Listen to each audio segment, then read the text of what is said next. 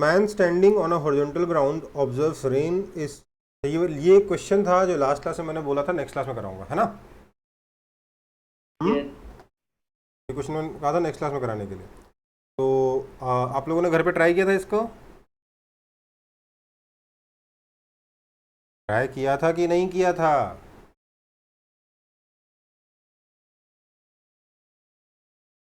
देखिए, नहीं किया ट्राई, कोई बात नहीं।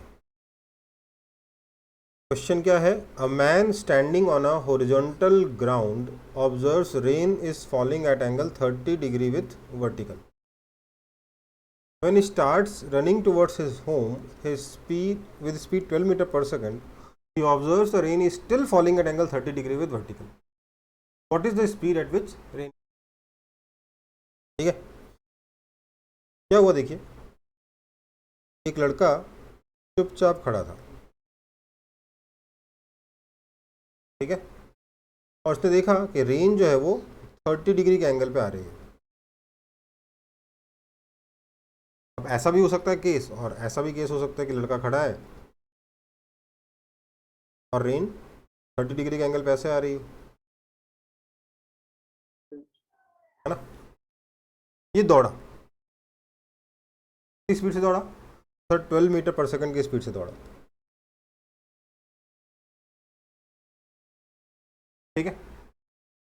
ये आपका वेलोसिटी ऑफ रेन है, इस केस में ये वेलोसिटी ऑफ रेन है.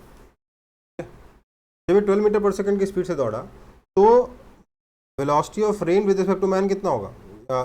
मैन ही है ना, चलो.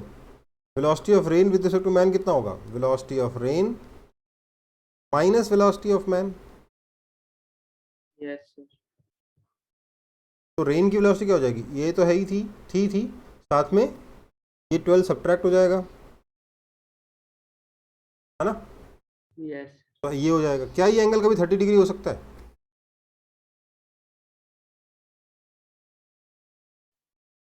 No, sir. Not possible. और हम लोग क्योंकि एक ही डायग्राम बनाते हैं पूरा कंफ्यूज हो जाता है.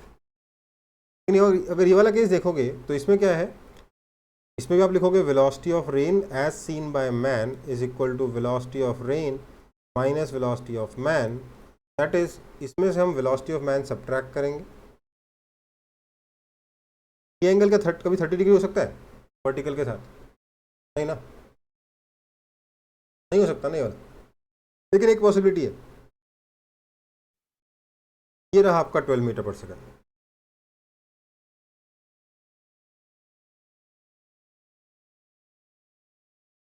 तो ये हो जाएगा velocity of rain as seen by man. और ये एंगल 30 डिग्री हो सकता है कि नहीं हो सकता? Yes, sir. Yes, sir. Yes, sir. समझ में आई बात? मतलब हमने क्या देखा, ये ट्रायंगल है,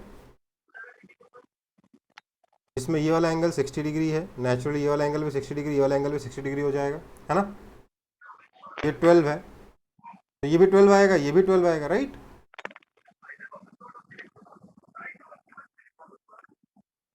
है ना? ये वेलोसिटी ऑफ रेन है, ये velocity of rain with respect to man है, और ये है आपका वेलोसिटी ऑफ मैन, राइट? तो आंसर क्या होगा? 12 metre per second. Kumar Aditya, background से नॉइज. सर आप रिकॉर्डिंग ऑन किया? कर दिया बेटा.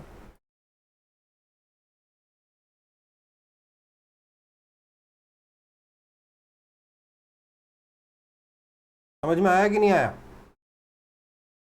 तो बाकी का एंगल 60 डिग्री क्यों? क्या? तो बाकी का एंगल्स भी 60 डिग्री क्यों? क्योंकि बेटा ये एंगल और ये एंगल इक्वल होगा और तीनों एंगल का सम 180 डिग्री होगा. क्योंकि ये 30 डिग्री इसलिए ये 60 डिग्री होगा, ये 30 डिग्री इसलिए ये भी 60 डिग्री होगा. समझ में आई बात? क्या ओ बोल रहा ये, हूँ? हाँ ठीक.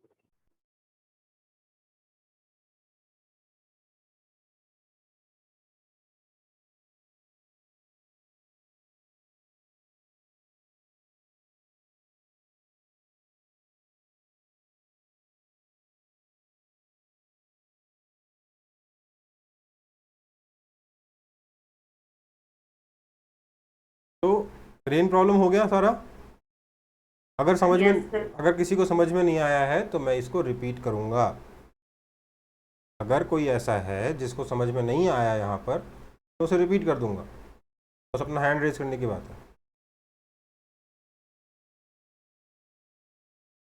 ओके,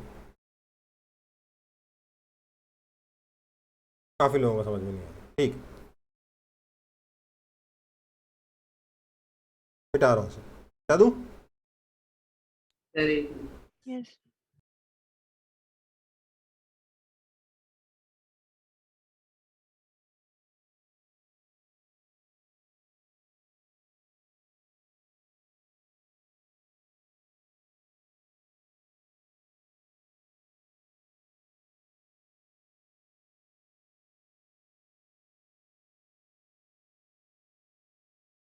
मिटा दिया।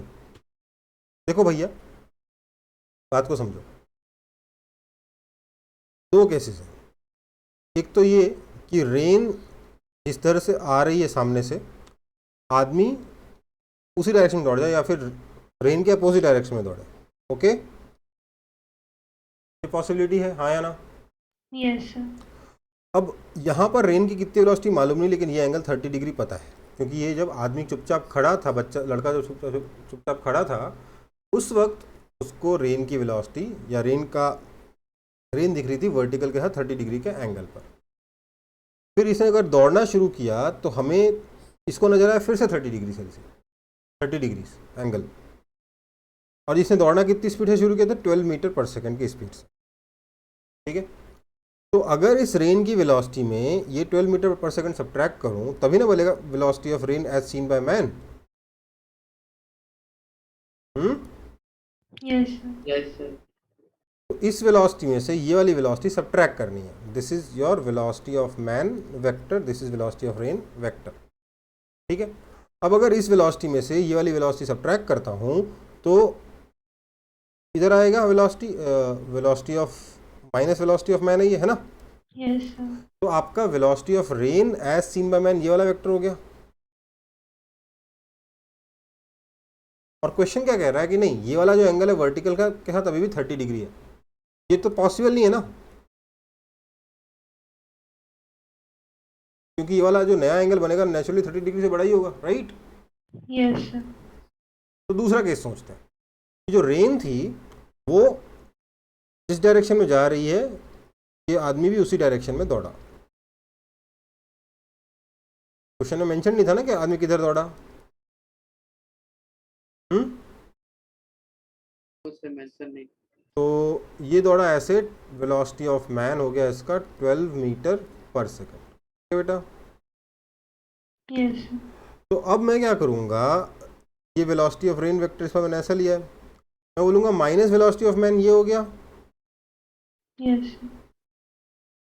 तो आपका velocity of rain as seen by man ये आ जाएगा। कहा है कि पहले ये वाला एंगल 30 डिग्री बन रहा था और बाद में भी इसको ये एंगल 30 डिग्री ही दिख रहा है वर्टिकल के साथ, ये नहीं बताया कि सेम डायरेक्शन में 30 डिग्री बोला गया क्वेश्चन में। No, sir. दूसरी तरफ दूसरे सेंस में 30 डिग्री बन रहा है। ओके, यही पॉसिबिलिटी है और कोई पॉसिबिलिटी नहीं है। तो ये हमारा एक ट्रायंगल बन गया। ठीक है, इस ट्रायंगल में क्या है, इस ट्रायंगल की खास बात क्या है, आपको ये दे रखा है 12 मीटर पर सेकंड, राइट? ये एंगल दे रखा है 30 डिग्री, ये एंगल दे रखा है 30 डिग्री, क्वेश्चन में मेंशन है, राइट? Yes, sir. ये 30 डिग्री तो ये 60 डिग्री, Yes, sir. ये 30 डिग्री तो ये 60 डिग्री। ट्रायंगल कैसा बन गया? Equilateral. और इस इक्विलेटरल ट्रायंगल में ये वाला साइड क्या था, वेलोसिटी ऑफ रेन था।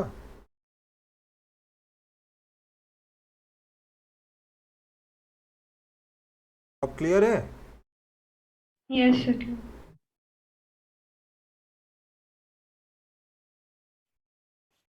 इसको अगर आई कैप जे कैप से करने जाओगे ना तो इसमें थोड़ा सा मेहनत हो जाता है, वैसे हो जाता है आई कैप जे कैप से भी ये क्वेश्चन, ऐसी बात नहीं कि नहीं होता, थोड़ा मेहनत हो जाता है थोड़ा सा, क्योंकि ये चीज़ रियलाइज़ करने में टाइम लग जाता है कि भैया जिधर रेन जा रही है उधर ही आदमी जा रहा है। आगे बढ़े। Yes sir. Yes, sir. Velocity of separation और अप्रोच के बारे में बात कर ली थी हम लोगों ने। Yes, sir. क्या बताया था भैया, जिस रेट से डिस्टेंस दो चीज़ों के बीच में, डिस्टेंस या सेपरेशन दो पार्टिकल्स के बीच में इंक्रीज करे या डिक्रीज करे, उसको हम वेलोसिटी ऑफ सेपरेशन या अप्रोच कहते हैं। इंक्रीज करेगा तो सेपरेशन, डिक्रीज करेगा तो अप्रोच। और क्या कहा था, if distance is increasing we call it velocity of separation, है ना, बोलिए अनवी भी। और क्या कहा था, it is equal to the component of relative velocity along the line joining two particles. ठीक है, Yes. Yes, sir.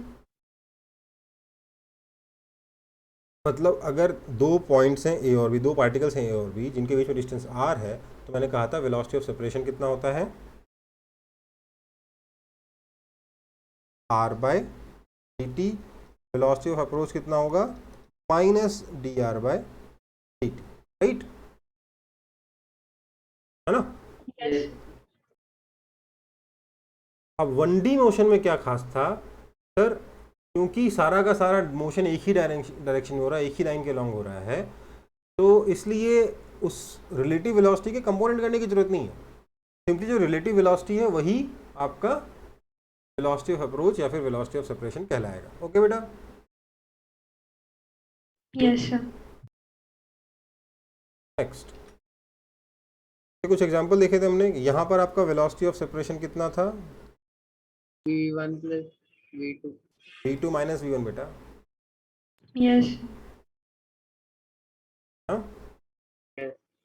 यहाँ पर कितना था, चलो वेलोसिटी ऑफ सेपरेशन यहाँ लिखते जाते हैं सबका, यहाँ v2 माइनस v1, यहाँ कितना था, So V1 plus V2. Minus v1 plus v2।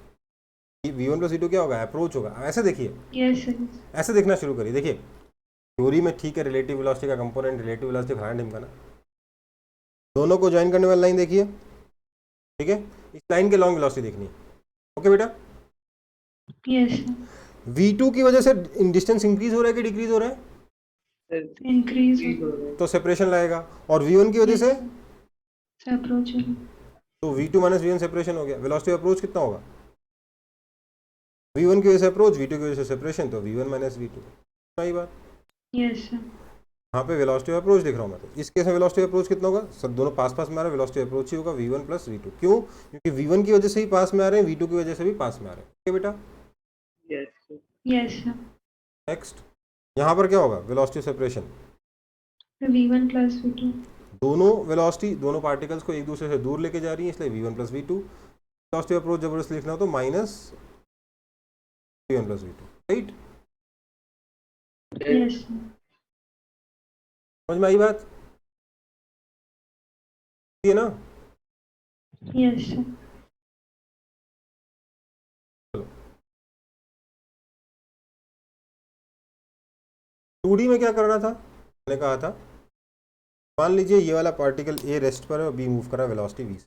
हम क्या करेंगे, दोनों को कनेक्ट करेंगे, वेलोसिटी का एंगल देखेंगे ज्वाइन करने वाली लाइन से, फिर बोलेंगे देखो यार, ये जो वेलोसिटी v है इसका इधर, इसके दो कंपोनेंट होंगे, एक तो इधर, इधर वाला कंपोनेंट कितना होगा, So V sin और एक इधर, इधर वाला कंपोनेंट कितना कितना होगा, V cos theta. थीटा के साथ वाला कॉस थीटा, उसके परपेंडिकुलर वाला साइन थीटा, राइट।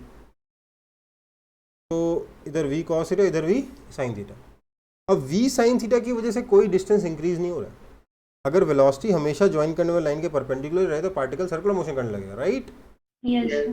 उससे डिस्टेंस इंक्रीज नहीं होगा। सर्कुलर मोशन का मतलब ये डिस्टेंस इंक्रीज नहीं हो रहा, राइट। डिस्टेंस कौन इंक्रीज करा रहा है, v कॉस थीटा। तो दोनों को ज्वाइन करने वाली लाइन के लॉन्ग जो रिलेटिव वेलोसिटी है, क्या दोनों को ज्वाइन करने वाली लाइन के लॉन्ग जो रिलेटिव वेलोसिटी, वो क्या कहलाएगा, वेलोसिटी ऑफ सेपरेशन। तो यहाँ पे वेलोसिटी ऑफ सेपरेशन कितना हो जाएगा, v V cos cos theta. theta. जबरदस्ती वेलोसिटी ऑफ अप्रोच लिखना तो क्या लिख सकते हो, Minus. Minus v cos theta. ठीक है बेटा, है ना। Yes, sir. अगर दोनों पार्टिकल मूव करने लग जाए तो क्या करोगे, सर कुछ नहीं, सेम काम है, दोनों को कनेक्ट करेंगे, दोनों वेलोसिटीज का एंगल निकालेंगे कनेक्ट करने वाली लाइन के साथ, थीटा 1 थीटा 2 आ गया। अब दोनों वेलोसिटी के कंपोनेंट करेंगे, आया V1 cos theta. इधर आएगा,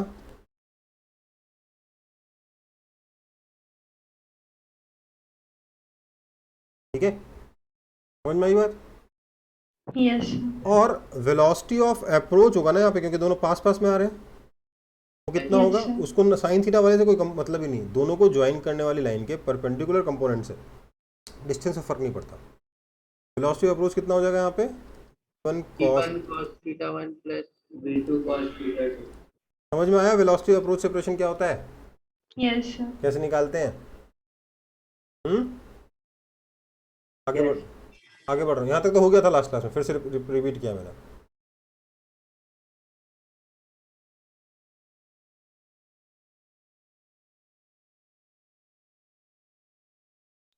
सर कोई तीसरा पेज है? हुआ तीसरा पेज है और फिर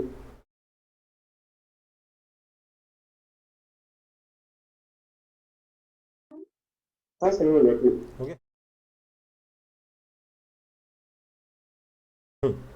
ये क्वेश्चन है,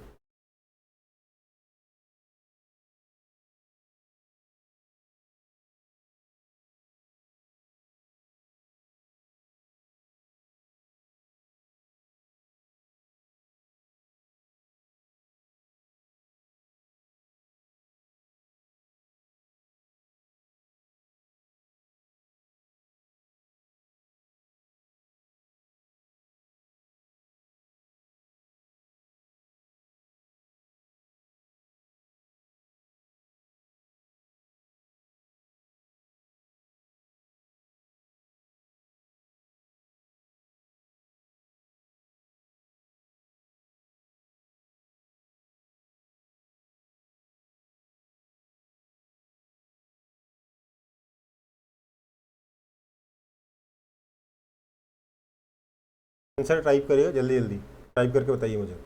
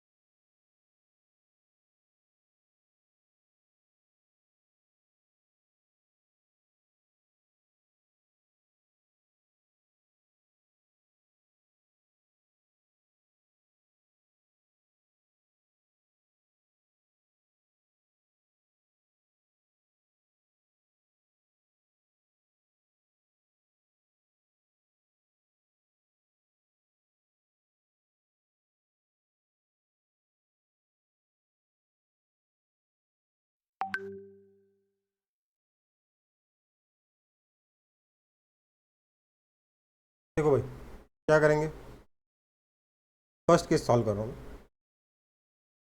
पहले फर्स्ट पार्ट सॉल्व करता हूँ। टी इज इक्वल टू 0 पे क्या होगा, सबसे पहले तो मैं दोनों को ज्वाइन करने वाली लाइन ड्रॉ करूँगा। ये 3 है, ये 4 है, तो ये 5 मीटर होगा। ये एंगल कितना है, 37 डिग्री। हमें वेलोसिटी ऑफ सेपरेशन चाहिए। क्या करेंगे, इस ये जो दोनों को ज्वाइन करने वाली लाइन है, इसके लॉन्ग दोनों के वेलोसिटी के कंपोनेंट करेंगे। ये 37 डिग्री, तो ये भी 37 डिग्री, और ये वाला एंगल कितना, 53 डिग्री, राइट। फर्स्ट पार्ट का आंसर क्या हो जाएगा, फर्स्ट पार्ट के आंसर में आप बोलोगे सर ये जो b की वेलोसिटी है उसका इधर वाला कंपोनेंट कितना हो जाएगा, 3 cos 37 डिग्री, Yes, sir. और a की वेलोसिटी का इधर वाला कंपोनेंट कितना होगा, 4 cos 53 डिग्री। दोनों ही दूर दूर जा रहे हैं, तो वेलोसिटी ऑफ सेपरेशन कितना आएगा, 3 cos 37 degree plus 4 cos.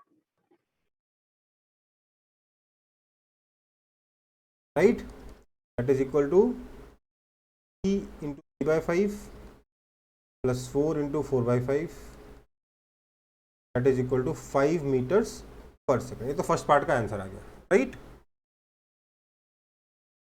Calculation सही करी ना मैंने,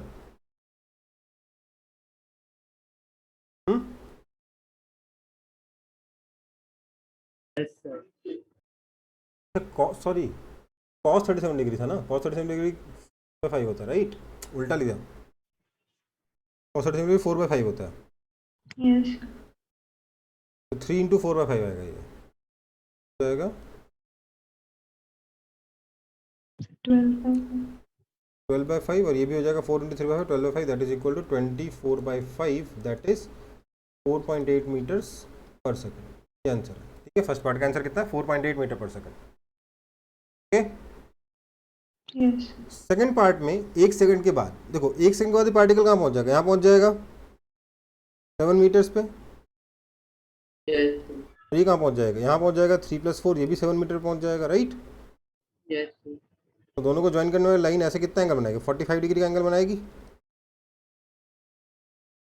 वेलोसिटी 3 है, इसकी वेलोसिटी 4 है, तो वेलोसिटी ऑफ सेपरेशन कितना हो जाएगा? 3 cos 45 degree plus 4 cos 45 degree, that is equal to 7/√2 metre, right? आया ना? Yes, sir. देखिए, ये एग्जांपल सिर्फ ये रियलाइज कराने के लिए आपको कि अगर उसी कांस्टेंट वेलोसिटी से पार्टिकल मूव करता जाएगा तो क्योंकि ये एंगल चेंज हो रहे हैं, वेलोसिटी ऑफ सेपरेशन टाइम के साथ चेंज होती जाएगी, ठीक है बेटा? सर तो फिर पहला दूसरा वाला का 5 मीटर पर सेकंड लिख सकता है क्या? 5 से कम ही आएगा ना, थोड़ा 4.9 के आसपास आएगा।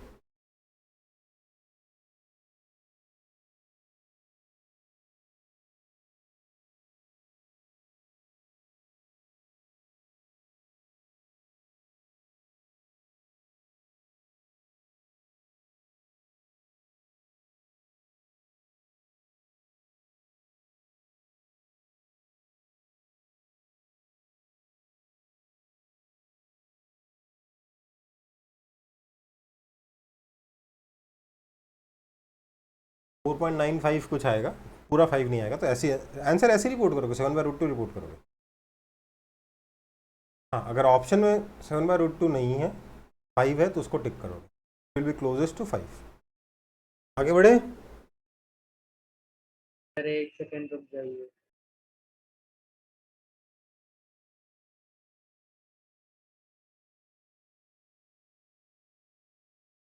Yes, sir. ये चीज़ समझ में आई कि वेलोसिटी ऑफ सेपरेशन जो है वो धीरे धीरे चेंज होता रहेगा, इवन इफ दोनों की वेलोसिटी सेम रहेगी, हाँ या ना? Yes, sir. Condition for collision for uniformly, condition for collision of uniformly moving particles. मेरे पास दो पार्टिकल होंगे जो यूनिफॉर्म वेलोसिटी से मूव कर रहे होंगे, मुझे कंडीशन बतानी है कि वो दोनों कोलाइड करें।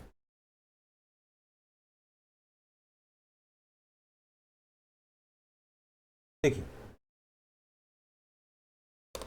ये पॉइंट, ये एक पार्टिकल है बी, ये पार्टिकल है ए, ए ऐसे मूव कर रहा है, क्या ये कभी बी से कोलाइड करेगा? No sir. क्यों नहीं करेगा? क्योंकि दोनों को ज्वाइन करने वाली लाइन ये रही और वेलोसिटी ये रहा, राइट? Yes, sir. अगर मुझे इसकी कंडीशन निकालनी है तो क्या करना होगा? गलत डायग्राम बना हुआ शायद यहाँ पर, ये डायग्राम गलत है, ठीक है, डायग्राम काम करो, डायग्राम मिटा दे रहा हूँ, एग्जाम्पल नहीं है, थ्योरी हो गया यहाँ पर। Condition for collision of uniformly moving particles क्या होगा? देखिए, मेरे पास दो पार्टिकल्स हैं जो यूनिफॉर्मली मूव कर रहे हैं, ठीक है, और मुझे उनके एग्जाम्पल भी नहीं है, ठीक है, मुझे उनके कोलाइड करने की कोलाइड करने की कंडीशन बतानी है। मान लेते हैं यहाँ पे एक पार्टिकल ए है और यहाँ पे पार्टिकल बी है। ए को मैंने अभी के लिए रेस्ट पे माना है, तो बी यूनिफॉर्मली मूव करते हुए ए से कोलाइड करे, इसके लिए क्या कंडीशन होगी बताइए तो अपने मन से, बिना जो पढ़ा है उसको जरूरत नहीं है क्या इस क्वेश्चन का आंसर देने के लिए? सर बी को एक डायरेक्शन में जाना। बी की जो वेलोसिटी वो ए की तरफ होनी चाहिए, है ना। Yes sir. आपने बोला कि अगर ए रेस्ट पर है, velocity of B is towards A, yes sir. है ना, तभी कोलिजन होगा। यस। तो इसको मैं, ये कब है, जब अगर ए रेस्ट पर है, if A is at rest. और ए रेस्ट पे रहता कब है? सर क्या कोई चीज़ कभी भी पूरी तरीके से रेस्ट पे रहती है क्या? हमेशा एब्सोल्यूट रेस्ट पे कोई होती है क्या? नो। No sir. मतलब ए के रेफरेंस फ्रेम में velocity of B is towards A, right. Yes That is, velocity of b as seen by a vector is parallel to position of a as seen by b vector, हाँ या ना?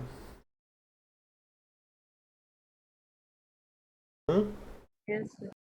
Is along, Yes, sir. along बोलो parallel बोलो बराबर ही है। That is, velocity of b as seen by a का cap is equal to position of a as seen by b का cap, right? है ना। सर। और ये भी लिख सकते हो कि velocity of b as seen by a का यूनिट वेक्टर जो है that is equal to minus times position of b seen by a का यूनिट वेक्टर। कंडीशन हुई कि नहीं हुई? क्योंकि दोनों का डायरेक्शन सेम है, दोनों का यूनिट वेक्टर सेम होगा ना। Yes, yes sir. इसी को अगर आप थोड़ा बड़ा करके लिखना चाहो तो क्या लिखोगे? Velocity of b as seen by a vector upon velocity of b magnitude is minus position of b vector upon position of b as seen by a vector का मैग्नीट्यूड, राइट।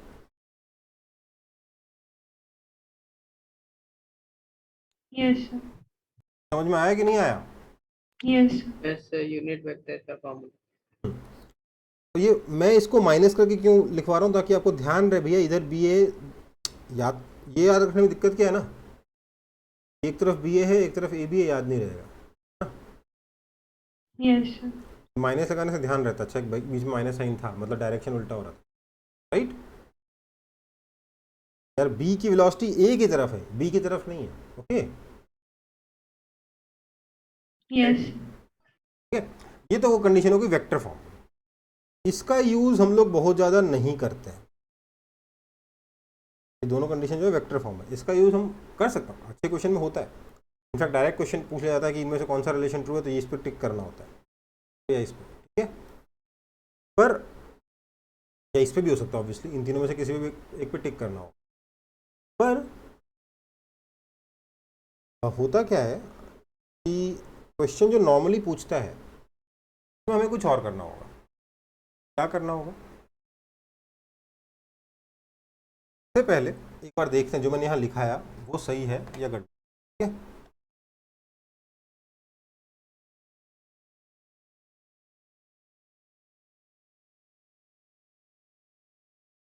देखिए, अर्थ है, ग्रेविटी मैंने बंद कर रखा है, air resistance मैंने बंद कर रखा है, ठीक है बेटा। ये दो बॉल्स हैं, एक बॉल बॉल 1 एंड बॉल 2, दोनों का कलर सेम है, नहीं पा रहा, दोनों बॉल 1 बॉल 2 है। मैंने इन दोनों को मूव कराया, ये ऐसे जाके कोलाइड कर रहा है, ठीक है।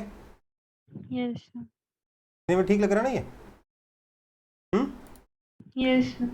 अब मैं इसी मोशन को इस बॉल के रेफरेंस में देखूंगा। पहले फॉलो कर लेते हैं इसको हम। क्या फॉलो करने से मुझे सीख से रेफरेंस में दिखता है या मेरे दिमाग में एक बायस है? दिमाग में बायस है कि ग्रिड लाइंस रेस्ट पर है, राइट। Yes, sir. ये बहुत ज़रूरी है कि मैं ग्रिड लाइंस को हटा दूं और ग्राउंड को भी हटा दूं, राइट। ग्राउंड को भी हटा दिया। अभी मैं एक काम करता हूँ, तो फॉलो बंद कर देता हूँ, ठीक है। क्वेश्चन कैसा दिख रहा है? कोलाइड किए आप, है ना? जैसा पहले दिख रहा था वैसा ही दिख रहा था ना, जैसे पहले दिख yes, रहा है। ओके, अब मैंने क्या किया, इसको फॉलो कर लिया। अब मैं कंप्लीटली इसके रेफरेंस में चीज़ों को देख पाऊंगा, है ना? क्या दिखेगा देखिए,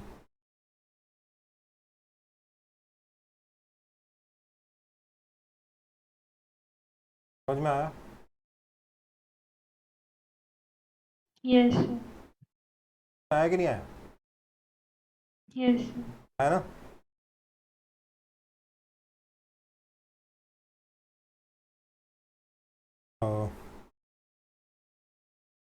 अब एक चीज़ और नोट करिएगा जरा, ये दोनों मैंने सेम हॉरिजॉन्टल लाइन में रखे थे ताकि एक चीज़ आपको साफ साफ दिख जाए।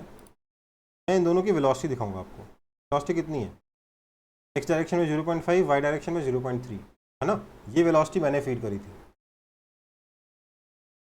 ये वेलोसिटी कितनी फीड करी मैंने, देखिए। एक्स डायरेक्शन में -0.2 पर वाई डायरेक्शन में 0.3। वाई डायरेक्शन में इसकी वेलोसिटी और इसकी वेलोसिटी दोनों की 0.3 है, आया ना? Yes, sir. इसीलिए अब जरा इसको थोड़ा सा नॉर्मल नज़रिए से देखिए, ग्राउंड के रेफरेंस में देखिए क्या हो रहा है। दोनों एक साथ ऊपर उठ रहे हैं, राइट? yes, sir. है ना? Yes, sir. एक साथ ऊपर उठे क्यों? क्योंकि दोनों की वाई डायरेक्शन की वेलोसिटी इक्वल है, तो इसलिए कोलिजन हो, क्योंकि दोनों की हाइट हमेशा इक्वल थी, right? Even though x direction की वेलोसिटी दोनों की डिफरेंट थी, इनफैक्ट डिफरेंट होनी भी पड़ेगी, सेम होगी तब तो हमेशा डिस्टेंस कांस्टेंट रह जाएगा ना। मान लीजिए इधर Yes, sir. इसकी वेलोसिटी भी 3 मीटर पर सेकंड, इसकी वेलोसिटी भी 3 मीटर पर सेकंड, टकराएंगे क्या? No, sir. No, sir. टकराएंगे ना। टकराने के लिए दोनों की वेलोसिटी अलग अलग देनी पड़ेगी, तो इसकी मैंने इसकी प्लस 0.5 दी और इसकी माइनस 0.2 दी, ठीक है बेटा? Yes, sir. तो जब तो दोनों ऐसे जाके कोलाइड की, राइट? आया ना? Yes, sir. तो किस डायरेक्शन में मैंने दोनों की वेलोसिटी को इक्वल किया है?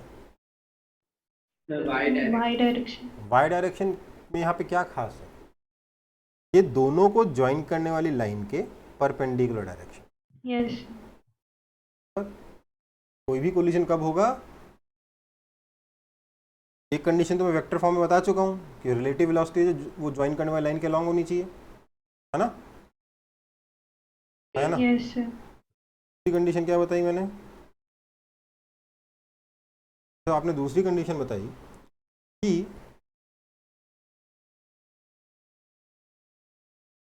ये मेरे पास पॉइंट ए है, ये मेरे पास पॉइंट बी है,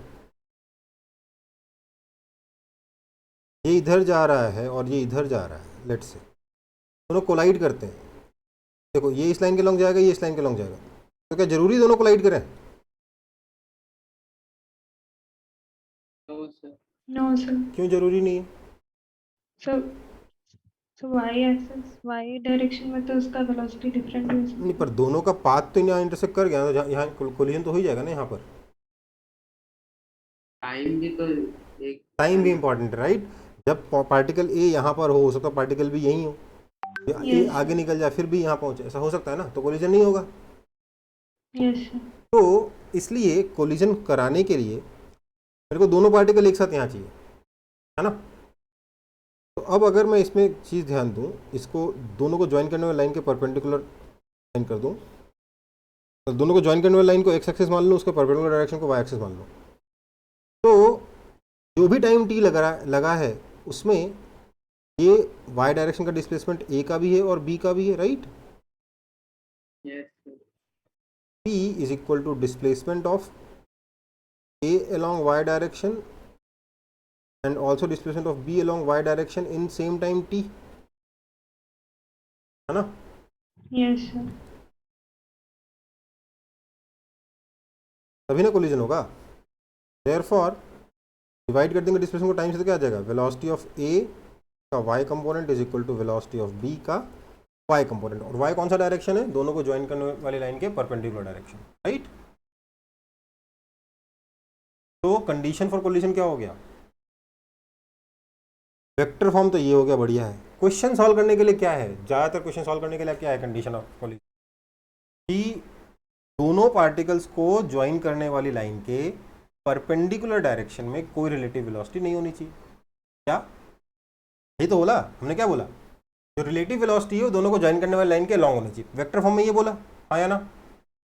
यस रिलेटिव वेलोसिटी दोनों को ज्वाइन करने वाली लाइन के लॉन्ग होनी चाहिए, मतलब कि दोनों को ज्वाइन करने वाली लाइन के परपेंडिकुलर डायरेक्शन में कोई रिलेटिव वेलोसिटी नहीं होनी चाहिए। यस मतलब कि दोनों को ज्वाइन करने वाली लाइन के परपेंडिकुलर डायरेक्शन में दोनों की वेलोसिटी इक्वल होनी चाहिए, है ना। यस डन, ये कंडीशन हो गई। क्वेश्चन सॉल्व करने में यही काम आएगा ना भाई, सॉल्व करने में तो यस यही काम आएगा, तो क्या करोगे, होते हैं डिफिकल्ट क्वेश्चन होते हैं उससे सॉल्व, बट मेनली तो ये येलो वाला काम करेगा ना।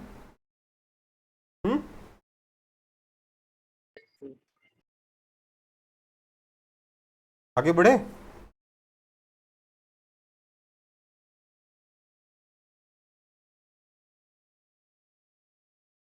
आपको बता देता हूँ,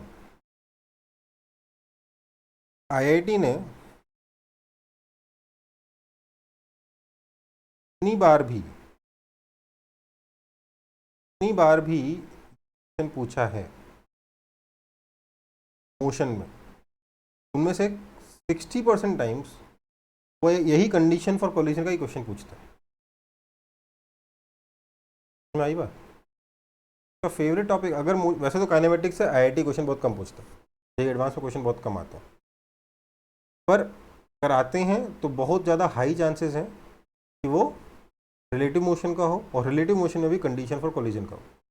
3-4 बार पूछ चुका मेरे साथ, मैं तैयारी कर रहा था उसी वक्त मैं देखा 3-4 बार पूछ चुका।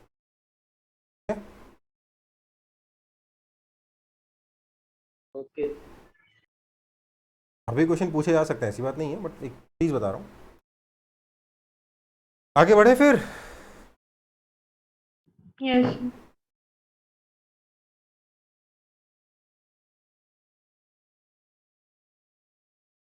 फालतू का क्वेश्चन है।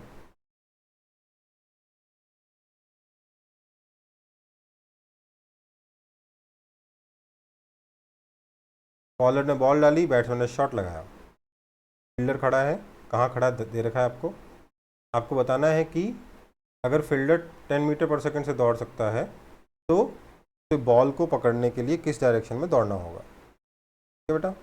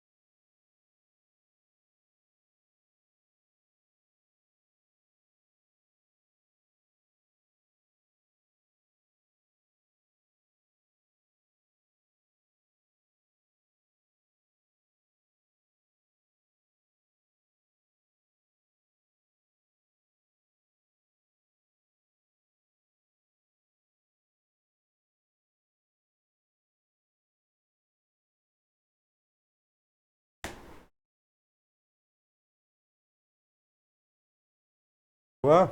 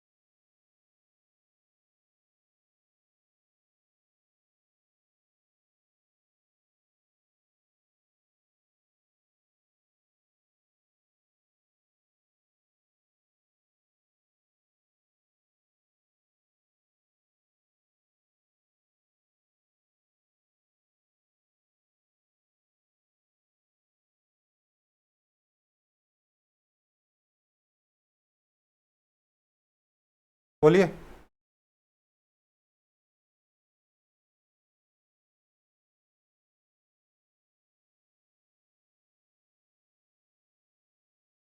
नहीं हो रहा है? देखो भैया, क्या करना है। फील्डर, बॉल तो ऐसे जा रही है, टक टक टक टक टक टक टक टक टक Yes, टक। sir. फील्डर को इसे पकड़ना है, टक टक टक टक टक टक, ऐसा पकड़ लेगा, राइट? Yes. Yes, sir. मतलब बॉल से फील्डर को कोलाइड करना है ना। Yes, sir. ये एंगल अगर थीटा है, ये वेलोसिटी इसकी भी दे रखी है 10 मीटर पर सेकंड, तो दोनों को ज्वाइन करने वाले लाइन के परपेंडिकुलर डायरेक्शन में, that is 16 sine 30 degree, has to be equal to इसकी वेलोसिटी दोनों को ज्वाइन करने वाले लाइन के परपेंडिकुलर डायरेक्शन में 10 sine theta, right? 53 degree answer आया। क्या लिखोगे? Sir at an angle of 53 degree from line joining B and F. कहानी खत्म। समझ में आई बात? Yes, sir. डिफिकल्ट है ये क्वेश्चन? बोलो, No, sir. कॉपी करो फिर। ऐसे आईआईटी में क्वेश्चन आया था, यहाँ से निशाना लगाना था, कोई पार्टिकल ऐसे जा रहा था, बताओ कितनी एक पर्टिकुलर वेलोसिटी दे दी जिससे फेंक सकते थे आप गोली, जो भी ऑब्जेक्ट था, ये थीटा बताना था। क्या करोगे? ये वाली वेलोसिटी इज इक्वल टू इसकी वेलोसिटी। 6 नंबर का क्वेश्चन था, पता है? 6 नंबर का आउट ऑफ 60। 10% क्वेश्चन यही था। 2 घंटे के पेपर में 10% का नंबर दे रहा था वो। 2 घंटे का पेपर था, 60 नंबर का, तो 6 नंबर का क्वेश्चन ये था। लिटरली मतलब लिखने में शर्म आएगी कि 3 लाइन में कैसे सॉल्व करके छोड़ दूं, है ना? आया ना? Yes, sir. Yes, sir. वो मतलब इंसान, लोग जबरदस्ती बढ़ा चढ़ा के लिख रहे थे कि 6 नंबर का क्वेश्चन दे दिया था छोटा सा। ये क्वेश्चन आया हुआ आईआईटी में, जब सब्जेक्टिव हुआ करता था तब। आगे बढ़े। Yes, sir. तो हो गया रिलेटिव चैप्टर, मोशन चैप्टर भी खत्म हो गया। अब कुछ मिसलिनियस एग्जांपल्स करेंगे। पहला एग्जांपल ये रहा, a particle is at rest at origin, another particle starts from 5,0 with velocity -4 I cap plus 3 j cap. Find minimum distance between two particles. क्या करेंगे? डायग्राम बनाएंगे, है ना? क्या दे रखा है भैया? ये वाई एक्सिस, ये एक्स एक्सिस। एक पार्टिकल को ए बोल देते हैं, ये रेस्ट पर है। दूसरा पार्टिकल जिसको बी बोल देते हैं, वो इनिशियली 5,0 पर है, और ये मूव करना शुरू करता है at a speed of -4 I cap plus 3 J cap. तो इसकी इधर वाली वेलोसिटी 4 है, ऊपर वाली वेलोसिटी 3 है, राइट? तो ये आंसर एंगल कितना है? 37 degree. 37. Yes. Find the minimum distance between two particles. देखो ए तो रेस्ट पर है, बी ऐसे निकल गया टक टक टक टक। मिनिमम डिस्टेंस क्या होगा? परपेंडिकुलर डिस्टेंस होगा कि नहीं होगा?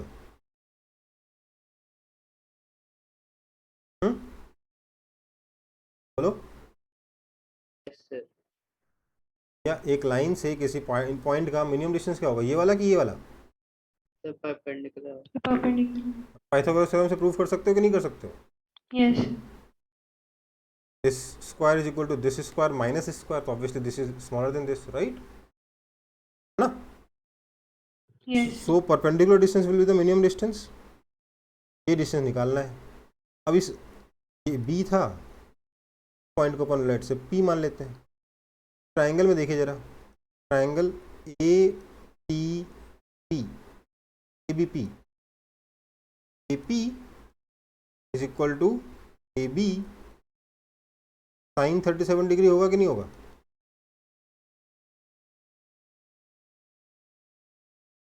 आया ना? Yes. Yes, sir. सही क्वेश्चन है, कोई दिक्कत?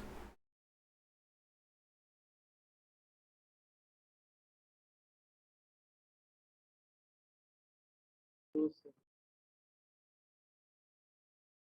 अगर क्या नाम है, कांस्टेंट क्या बोलते, अगर आपको पाथ पता है पार्टिकल का और दूसरा जो पार्टिकल रेस्ट पर है, पार्टिकल रेस्ट पे दूसरे पार्टिकल का पाथ पता है, मिनिमम डिस्टेंस निकालने क्या करोगे, परपेंडिकुलर डिस्टेंस पाथ का निकाल लोगे, राइट। पाथ का जो परपेंडिकुलर डिस्टेंस होगा वही आपका मिनिमम डिस्टेंस होगा, है ना। यस मैक्सिमम भी हो सकता है, वो अलग देखोगे, वो सब आप कोऑर्डिनेट ज्योमेट्री पढ़ लोगे, अलग अलग केसेस। और अभी के लिए आगे बढ़े फिर। सर एक मिनट।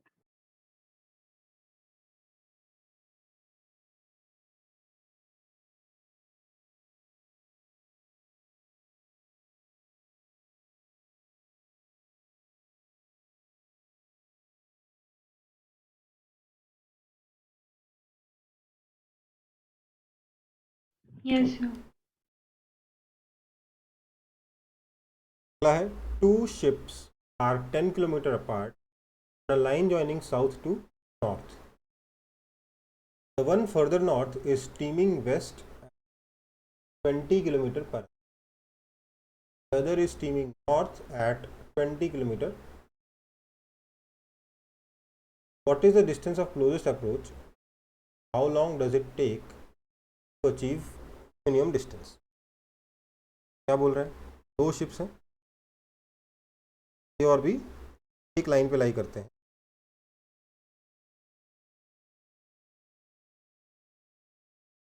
इधर ईस्ट मान लिया है मैंने, इधर नॉर्थ मान लिया, नॉर्थ साउथ लाइन में लाई करते हैं, ये एक डिस्टेंस है 10 किलोमीटर। तो वन फर्दर नॉर्थ मतलब बी के बारे में बात कर रहे हैं, स्टीमिंग वेस्ट, ये वेस्ट में जा रहा है, कितनी स्पीड से, 20 किलोमीटर पर आवर की speed. Other is steaming north, ये नॉर्थ की तरफ जा रहा है, कितनी स्पीड, और ये भी 20 किलोमीटर पर आवर से जा रहा है। What is their distance of closest approach, उनके बीच में मिनिमम डिस्टेंस कितना होगा, and how long will it take to achieve this minimum distance. ठीक है, मेरी बात। Yes sir. यस अब इसके लिए मैंने क्या किया, मेरे को कुछ और समझ में नहीं आ रहा, मैंने फिलहाल के लिए इधर एक्स एक्सिस मान ली, इधर वाई एक्सिस मान ली, तो एक्स मान लिया, नॉर्थ को वाई मान लिया। तो आपके पास क्या ऑप्शन है, आप इसको 20 टी बोलो, टाइम टी का ये यहाँ पहुँच जाएगा, ये यहाँ पहुँच जाएगा, ये डिस्टेंस लिखो, है ना, लिख सकते हो कि नहीं लिख सकते, yes sir. 20 T also 20 T, time time hours में, ठीक है, ये कितना हो जाएगा 10 माइनस 20 टी। इसका और इसका यूज़ करके हम लोग ये डिस्टेंस निकाल सकते हैं, r square is equal to this square plus this square, तो उसको डिफ्रेंशिएट करके हम लोग आर का मैक्सिमम और मिनिमम वैल्यू निकाल सकते हैं, राइट, यस है ना। तो ये एक तरीका हुआ, बट दूसरा तरीका क्या है, जो भी अपन ने थोड़ी देर पहले किया था, क्या किया हमने कि अगर एक पार्टिकल रेस्ट पर है तब सॉल्व करना इस क्वेश्चन को बहुत आसान है, मिनिमम डिस्टेंस का, है ना बेटा, है ना। यस तो दूसरा मेथड क्या बोलेंगे, हम बोलेंगे इन रेफरेंस ऑफ ए, अगर हम ए के रेफरेंस में बात करें तो हमें क्या मिलेगा,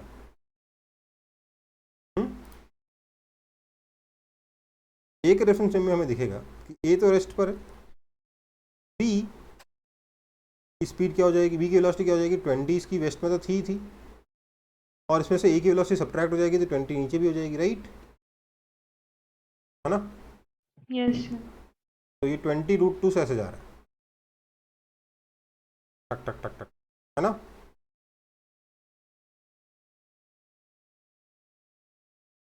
राइट, एंगल में 45 डिग्री के एंगल पे, तो परपेंडिकुलर डिस्टेंस क्या होगा, ये होगा ना, P इज इक्वल टू, ये 10 था, ये 45 डिग्री का एंगल, तो P साइन 45 डिग्री कर लो, that is equal to, sorry क्या लिख रहा हूँ मैं लिखना चाहता हूँ कि P is equal to 10 sine 45 degree, that is equal to 5√2 kilometre. कोई दिक्कत, सर और एक बार एक्सप्लेन कर दीजिए। भैया ए रेस्ट पर है, बी यहाँ से 20√2 की स्पीड से जा रहा है, ये एंगल 45 डिग्री है, डिस्टेंस 10 किलोमीटर है, परपेंडिकुलर डिस्टेंस निकालेंगे वही ना मिनिमम डिस्टेंस आएगा। Yes yes. कितना हो जाएगा 10 sine 45 degree, that is 5√2 kilometre, right. और क्योंकि इसकी स्पीड 20√2 है इसलिए टाइम कितना लगेगा, ये 5√2 ये भी 5√2 आएगा, राइट। यस ऑन स्पीड कितनी 20√2, that is equal to 1/4 hours, that is equal to 15 minutes. कोई दिक्कत?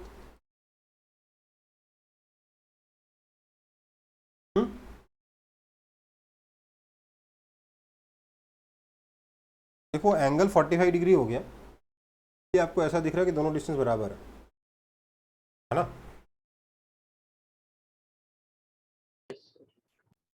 क्वेश्चन कौन सा तरीका आसान है, पहला वाला कि दूसरा वाला? दूसरा। रिलेटिव मोशन से आसान पड़ा ना, ग्राउंड के रेफरेंस में डिफिकल्ट हो गया। ग्राउंड के रेफरेंस में क्या लिखोगे, r² is equal to 20t का स्क्वायर प्लस 10 माइनस 20t का whole square, r is equal to minimum means dr/dt is equal to, तो सॉल्व करके निकालोगे पहले मेथड में, और दूसरा मेथड इतनी आसानी से हो गया है ना। Yes sir.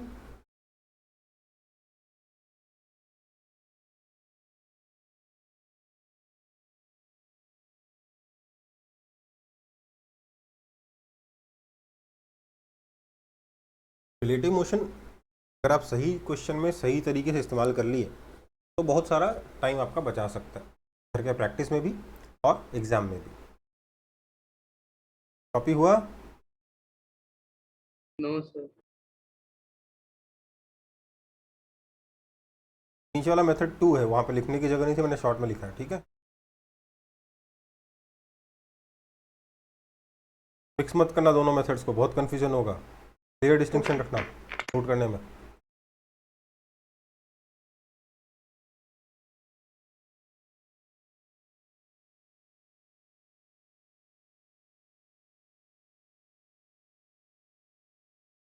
आगे बढ़े।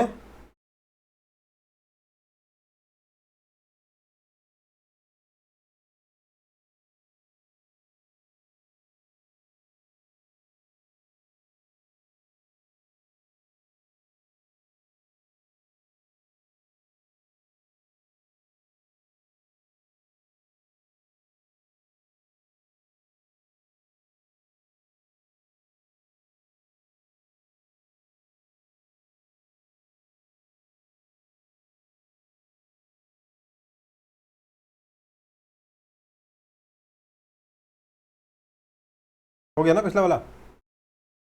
यस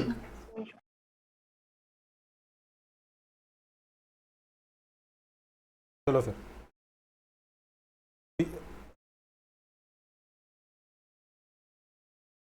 देयर आर नहीं 3 पार्टिकल्स, ठीक है, 3 particles A B and situated, A, B and C are situated at the vertices of an equilateral triangle ABC of side A at t is equal to 0. Okay. Each of the particle move with constant speed v such a way that A always has its velocity along AB, B along BC and C along CA. Okay. What time will the particles meet each other? Particles meet each other.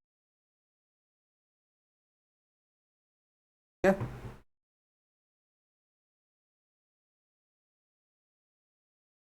पढ़िए, का meaning मेरे को समझाइए।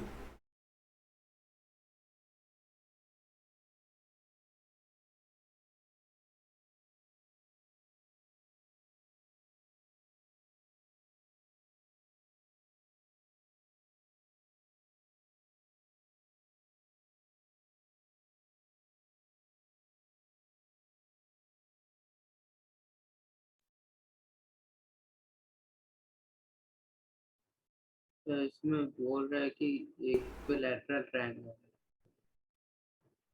से जिसके vertices पे 3 particles रखे हैं ए बी सी, अ, तो फिर जब हम लोग एक इक्वल कांस्टेंट स्पीड v से स्टार्ट करते हैं चलना, स्टार्ट नहीं करते, ट्रैवल करते हैं। ठीक, हाँ स्टार्ट करें, चलो ठीक है। तो फिर हर समय हर इंस्टेंट पे उनका इंस्टैन्टेनियस वेलोसिटी का डायरेक्शन ए बी साइड की तरफ रहता है, ए का और बी का बी सी की तरफ, सी का सी। बात को समझो। मेरे पास ये तीन पार्ट, एक ट्रायंगल नहीं है मेरे पास, पहले से ट्रायंगल मैं बना रहा हूँ। तीन पार्टिकल्स हैं बस, ए और सी। जब इनको जोड़ते हैं तो इक्विलेटरल ट्रायंगल बनता है ना बेटा? Yes sir. Yes, sir. क्या हुआ, तीनों पार्टिकल्स स्पीड v से चलते हैं, सच दैट ए बी की तरफ जा रहा है, बी सी की तरफ जा रहा है और सी ए की तरफ जा रहा है। इनका मोशन कैसा होगा?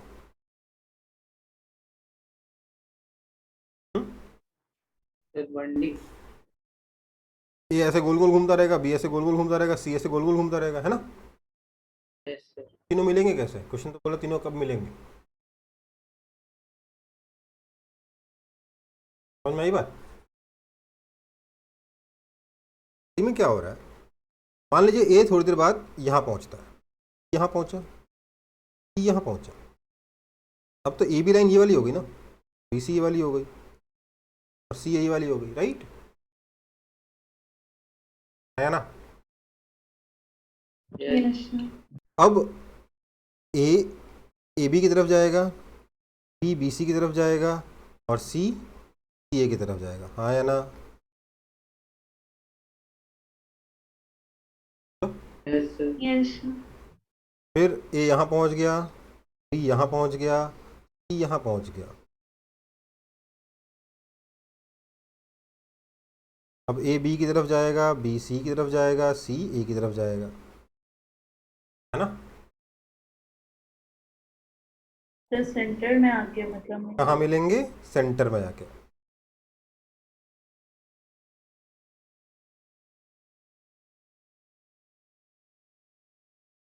समझ में आई बात?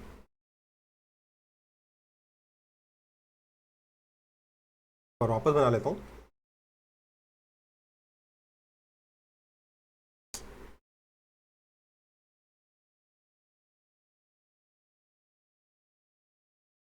इक्विलेटरल ट्रायंगल था जहाँ से शुरुआत करी,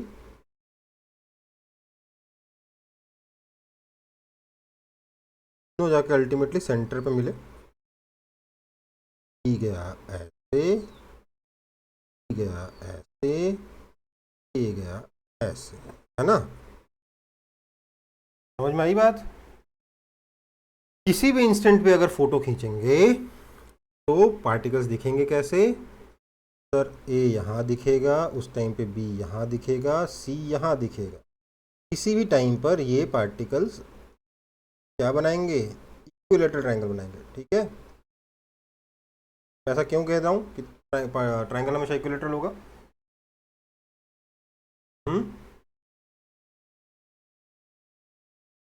क्योंकि तीनों इक्वल डिस्टेंस पर करेंगे। सिमेट्री है ना?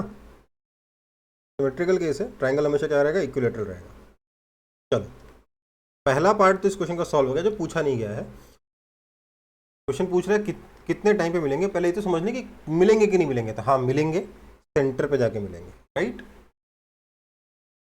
कोई दिक्कत? और हमेशा ही तीनों पार्टिकल्स मिलकर एक इक्विलेटरल ट्रायंगल बनाएंगे। अब पूछा बताओ कितना टाइम लगेगा पार्टिकल्स को मिलने में, है ना? सेंट्रॉइड को किससे रिप्रेजेंट करते हैं? जी से रिप्रेजेंट करते हैं ना? Yes, sir.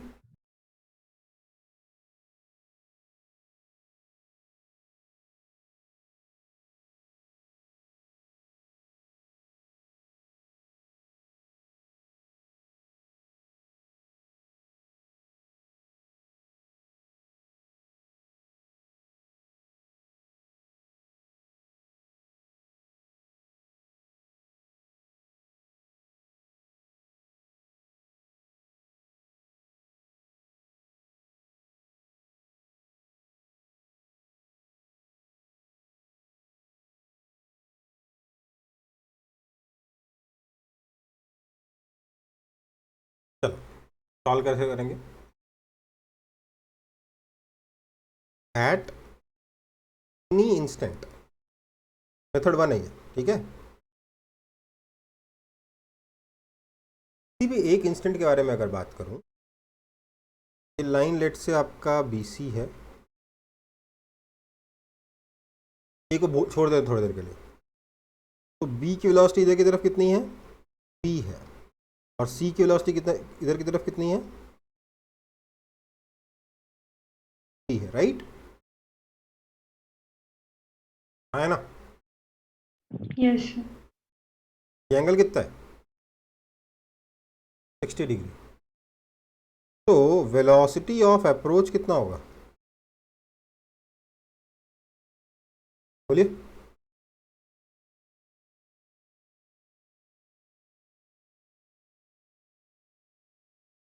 है ना?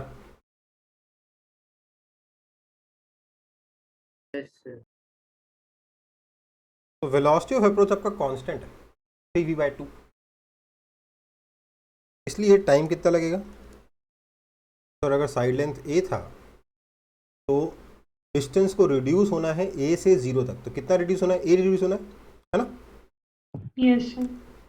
कितना रिड्यूस होना है divide by velocity of approach.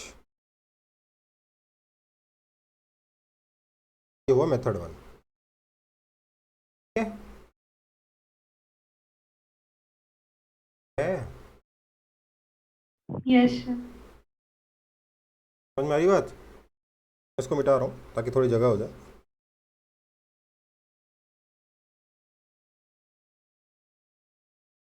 ये आप क्या दिए सर? ये क्या दिए? हाँ जी, ए को कंसीडर नहीं किया। मैंने बोला बी, या मैंने बोला जब जितनी देर में बी और सी कोलाइड करेंगे उतनी देर में ए और बी भी कोलाइड करेंगे, उतनी देर में सी और ए भी कोलाइड करेंगे, तो मैंने सिर्फ बी और सी के कोलाइड बी और सी के कोलाइड करने का टाइम निकाल लिया, कहानी खत्म, है ना? समझ में आई बात? इसका ऑल्टरनेट देखो, मेथड 2 है, एट एनी टाइम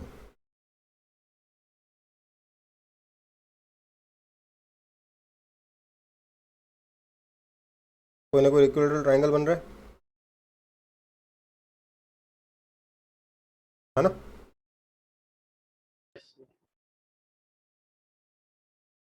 और ये आपका सेंट्रॉइड है। अल्टीमेटली मिलना मिलना कहाँ पर है? सेंट्रॉइड पर, है ना? तो इसकी वेलोसिटी इधर कितनी है? कितनी वेलोसिटी इधर? v है। तभी सेंट्रॉइड की तरफ कितनी है?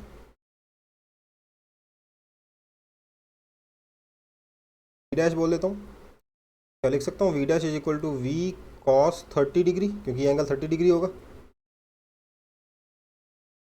है ना? Yes sir. ठीक है, that is equal to v √3/2। Side length originally a था, सेंट्रॉइड से सेंटर इस कॉर्नर का डिस्टेंस कितना था? तो स्मॉल आर बोल देता हूँ। स्मॉल आर की वैल्यू याद है आपको सर्कम रेडियस की? मुझे याद नहीं इसको स्मॉल आर से बोलते थे मैथ्स में कि कैपिटल आर से बोलते थे, बट सर्कम रेडियस की वैल्यू याद है? नहीं याद है, कोई बात नहीं। ये 30 डिग्री एंगल है, ये लिख सकता हूँ कि small r cos 30 degree is equal to a/2, है ना? Yes sir. तो इसलिए हम बोल सकते हैं देयरफॉर टाइम कितना लगेगा? Small r by v dash, right की तरफ जो वेलोसिटी वही ना यूज करोगे, yes sir. That is equal to small r कितना? a a by by √3। V dash कितना? 2a/3 भी आया है कि नहीं आया फिर से?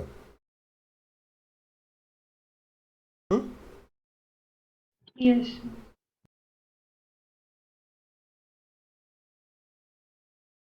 है? कौन सा मेथड अच्छा है?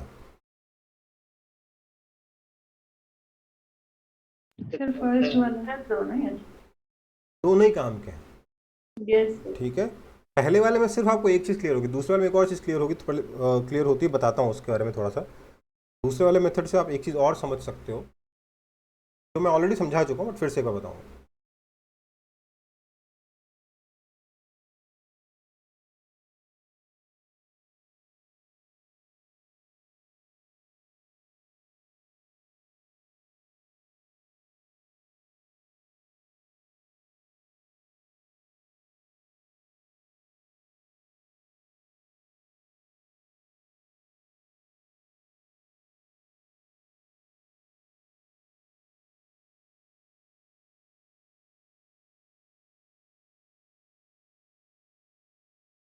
कॉपी हो गया तो बताना, मुझे पूरा मिटाना पड़ेगा अगला वाला चीज़ बताने के लिए।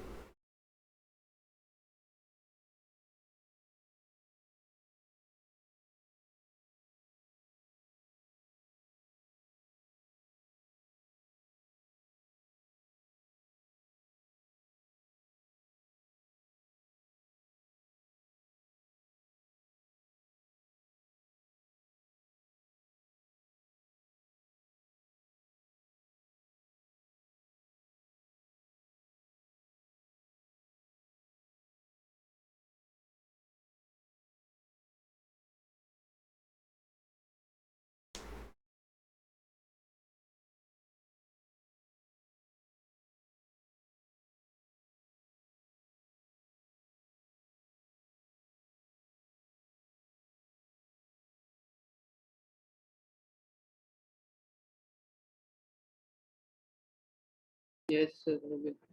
क्या, चलो फिर।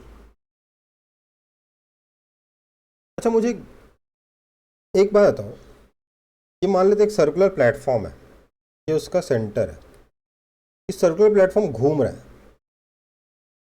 ठीक है,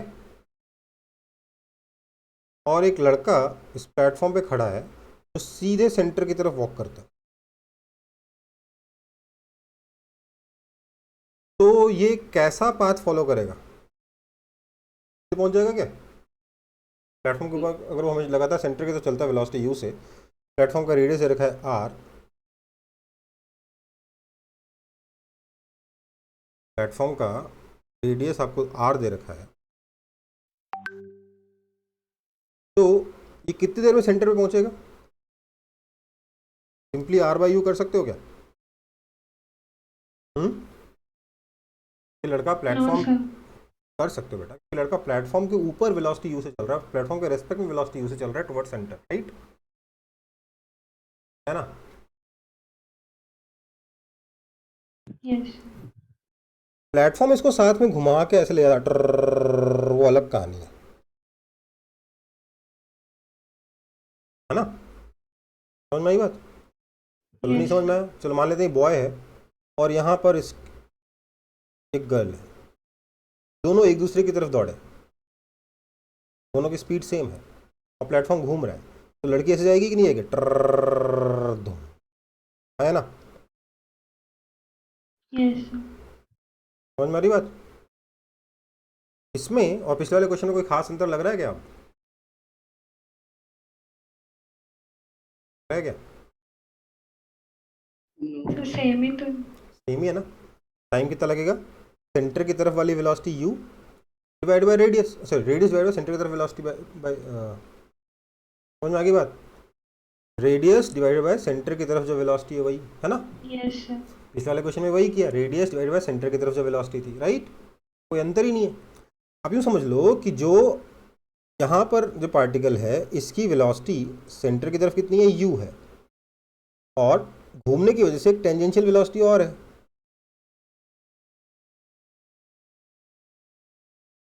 टेंजेंशियल वेलोसिटी सिर्फ गोल गोल घुमाता है, और रेडियल वेलोसिटी या वेलोसिटी अप्रोच या फिर सेपरेशन वो होती है जिसकी वजह से ये पास पास में आती है, राइट? यही सीखा था ना? यस सर वो कंफर्म हो रहा है कि नहीं हो रहा? और यस सर आगे बढ़े फिर।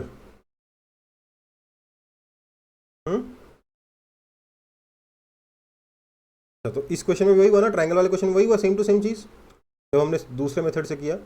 किसी भी मोमेंट पे मान लीजिए ट्रायंगल ऐसा बन गया है,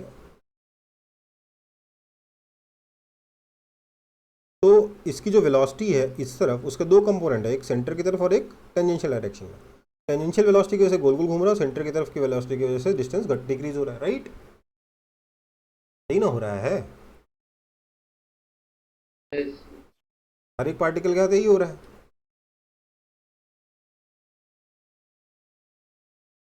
यहाँ पे एक लड़का एक लड़की थे, यहाँ पे तीन दोस्त थे, तीन मान लो। आगे बढ़ते हैं फिर।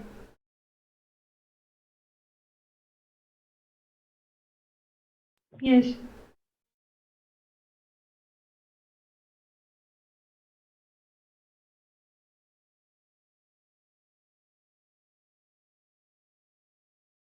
ये वाला क्वेश्चन किया था ना अपन ने?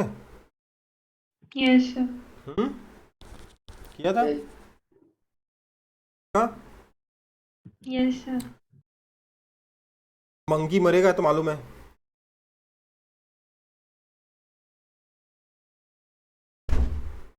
मंकी मरेगा ये तो मालूम है, राइट? yes, sir. लेकिन होगा क्या? ये अगर वेलोसिटी u से फायर होता है,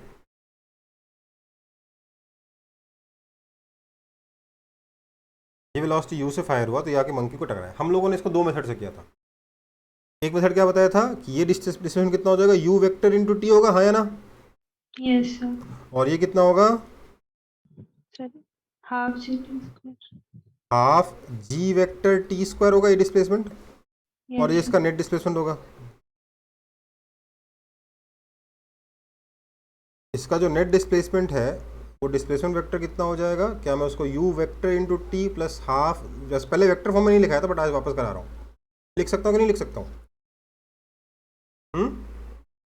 बोलो, Yes, sir. Listen. है ना? इसका यूज़ करके कुछ जो प्रोजेक्टाइल की जो रेंज होती है ना, मैक्सिमम करते हैं इंक्लाइन प्लेन पे, याद है? इंक्लाइन प्लेन पे मैक्सिमम रेंज का कंडीशन बताया था ना मैंने, भूल गए? Yes, sir. वो कंडीशन डिराइव करने के लिए ये वाला जो ट्रायंगल है बहुत काम आता है, ठीक है? खैर वो डेरिवेशन अपन को करना नहीं है, आगे बढ़ते हैं। मैं यहाँ पर बोल रहा हूँ कि सर ये तो हमने देखा जमीन पे खड़े होके, है ना? जरा बंदर के नजरिए से देखिए, इन रेफरेंस ऑफ मंकी क्या हो रहा है?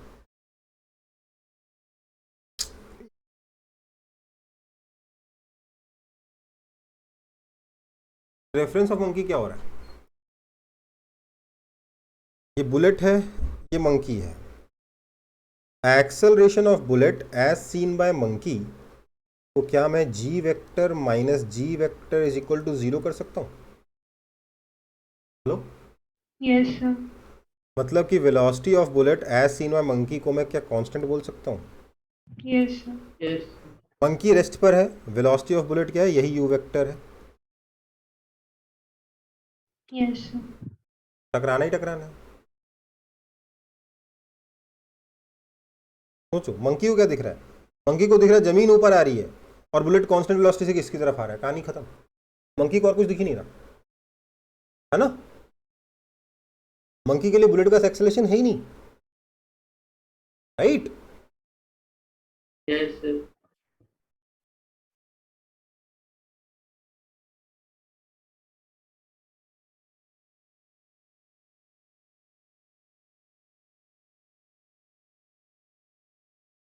सर जमीन के ऊपर दिखेगा सर, और एक बार बता दीजिए। क्योंकि मंकी को ग्राउंड का एक्सेलरेशन 0 है।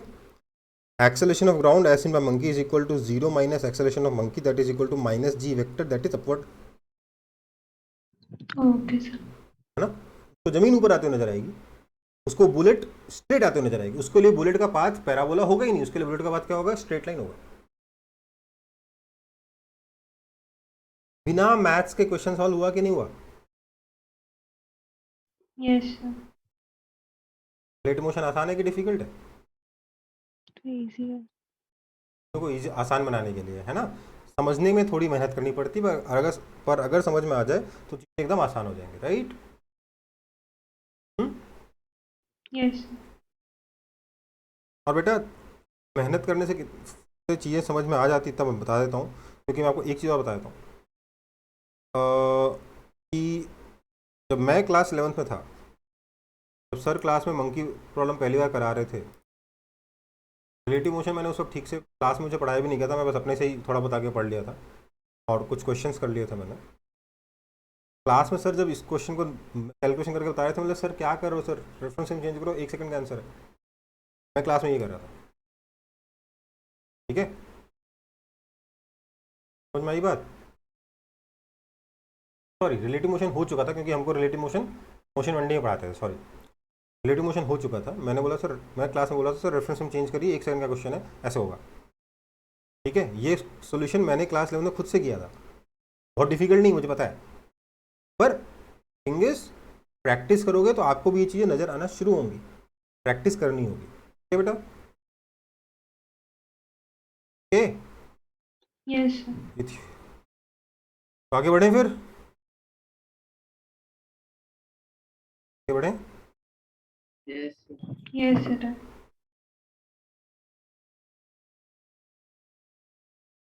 ये वाला मेथड तो अपन को आता ही है। ये डिस्प्लेसमेंट, ये कितना और क्या बताया था, ये यू वेक्टर टी, ये हाफ जी वेक्टर टी स्क्वायर, और ये आपका डिस्प्लेसमेंट वेक्टर है ना। तो यूज़ करके Yes, हम sir. ये भी समझना जरूरी है कि हाँ भैया अपन डायरेक्टली ये लिख सकते हैं, ट्रायंगल हम डायरेक्टली देख सकते हैं, ठीक है बेटा। आगे बढ़े, यस। क्वेश्चन सॉल्व करिए।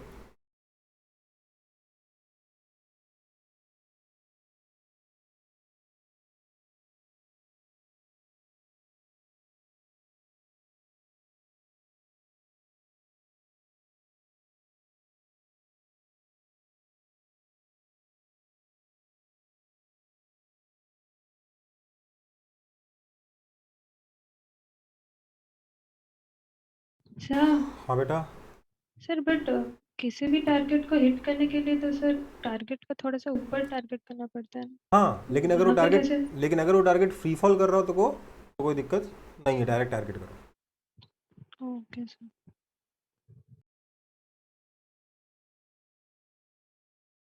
और फ्री फॉल भी फायर करते वक्त ही एक ही साथ शुरू होना चाहिए। आपको इनिशियल वेलोसिटी, जो आपको जो रिलेटिव वेलोसिटी ना दो प्रोजेक्टाइल की, वो कांस्टेंट होती है। ये सबसे पहले लिखाया था, पहले देख चुके ना हम लोग, बिल्डिंग वाले क्वेश्चन किए थे ना, यस कि सर। दो प्रोजेक्टाइल्स की या दो फ्रीली फॉलिंग बॉडीज की जो रिलेटिव वेलोसिटी होती है वो कांस्टेंट होती है, राइट। Yes sir.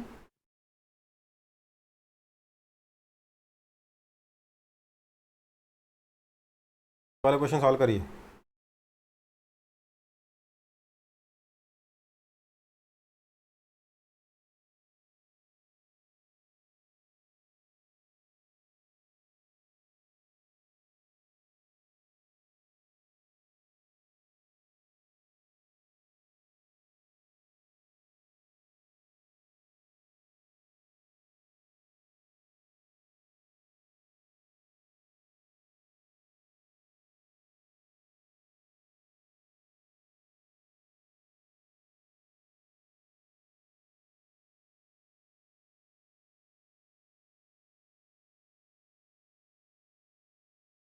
क्वेश्चन तो समझ में आ गया होगा।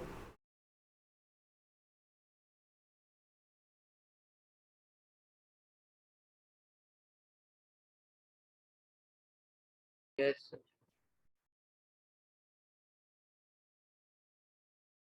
ए बी क्या होगा,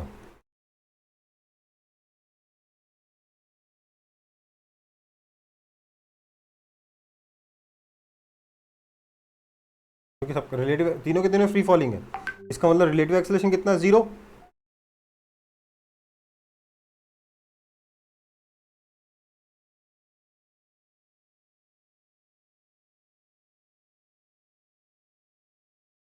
है ना। रिलेटिव वेलोसिटी कांस्टेंट,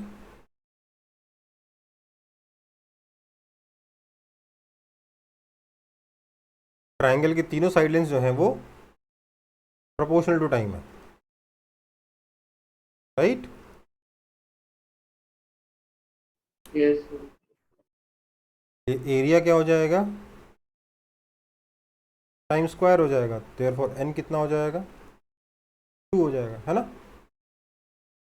अगर लेंथ टाइम के प्रोपोर्शनल है तो एरिया टाइम स्क्वायर के प्रोपोर्शनल होगा कि नहीं होगा।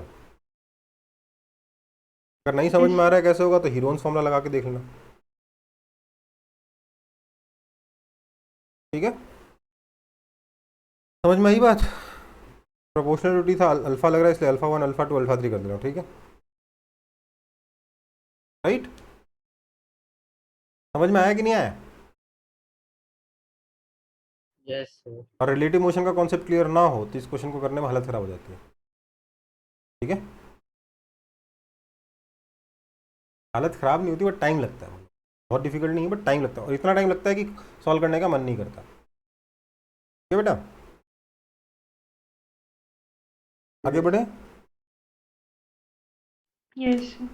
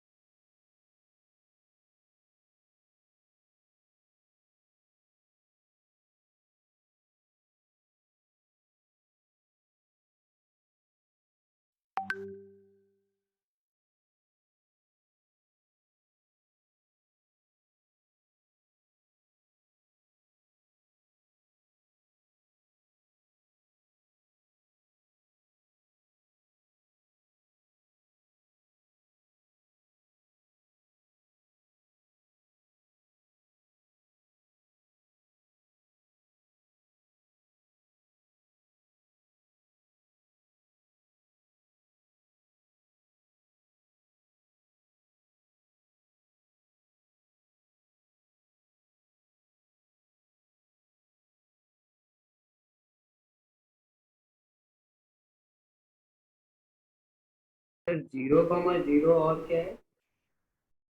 0, -L।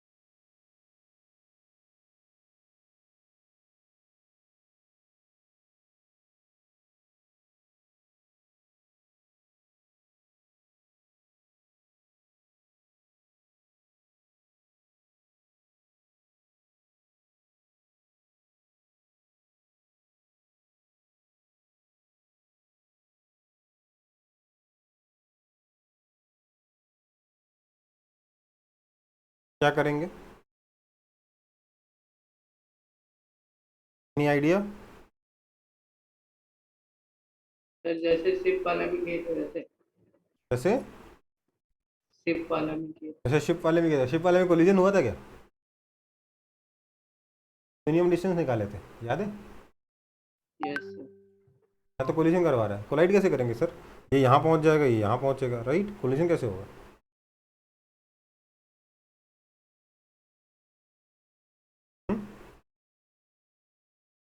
सर दोनों का ही वर्टिकल वेलोसिटी। देखो भैया ऐसा है, क्या लिखा है, P is always heading directly towards a, मतलब मान लेते हैं टाइम टी के बाद P यहाँ पहुँचा, A यहाँ पहुँचा, तो B अपनी वेलोसिटी का डायरेक्शन चेंज करेगा A की तरफ, थोड़ी देर बाद A यहाँ पहुँच जाएगा, B फिर से चेंज करेगा। समझ में आई बात? यस। मोशन कैसा होगा, ऐसा ट्रररर, धुम। समझ में आई बात? Yes sir. यस। पता ना कितने टाइम के बाद दोनों कोलाइड करेंगे। अब देखो बेटा आपको एक चीज़ बता देता हूँ, ये क्वेश्चन भी इरोडोव का है, ऐसे तो और भी क्वेश्चन जो मैंने कराए हैं इरोडोव के हैं, बट कुछ फेमस हैं, उनमें से एक ये है। और ये कितना फेमस है बता देता हूँ। जब इरोडोव ने बुक लिखी थी अपने टाइम पे, तो उसका ये मानना था कि ये वाला क्वेश्चन ज़्यादातर लोग सॉल्व नहीं कर पाएंगे, इसलिए उसने अपनी बुक में सारे क्वेश्चंस के आंसर दिए हैं, सिर्फ कुछ सिलेक्टिव क्वेश्चन है जिसका उसने सोल्यूशन दिया है, ये उनमें से एक है। मे भी 10 या 15 क्वेश्चन होंगे जिसको उसने सॉल्व करके दिया है, बाकी सबके सिर्फ आंसर्स दिया है। ठीक है, समझ में आई बात? तो आई एम नॉट एक्सपेक्टिंग कि आप इस क्वेश्चन को सॉल्व कर लोगे, पर आपको ये क्वेश्चन अप्रिशिएट करना जरूरी है। ये सिचुएशन समझो, ये जेरी चूहा दौड़ रहा है और टॉम उसका पीछा कर रहा है, तो ऐसे फॉलो करता है ना टॉम, देखो कि नहीं देखो कभी कार्टून, यस यस है ना? तो वो हमेशा लगातार जेरी की डायरेक्शन में दौड़ रहा है। तो अगर मैं किसी भी एक इंस्टेंट की सिचुएशन को कंसिडर करूं तो मुझे क्या दिखेगा? जेरी यहाँ दिखेगा जो वेलोसिटी u से जा रहा है, और टॉम यहाँ दिखेगा जो सीधा जेरी की तरफ हेडेड है। ये जो वेलोसिटी है v, ये इस पाथ के टेंजेंशियल होगी, है ना? आया ना? यस सर कुछ ये सिचुएशन हो, ये तो कांस्टेंट एक ही डायरेक्शन में जा रहा है, लेकिन इसकी वेलोसिटी का डायरेक्शन, टॉम की वेलोसिटी का डायरेक्शन लगातार चेंज हो रहा है। Let's call this angle as okay बेटा। यस अब देखो मैं इक्वेशंस बना रहा हूँ, क्या क्या बनाऊंगा? सबसे पहली इक्वेशन,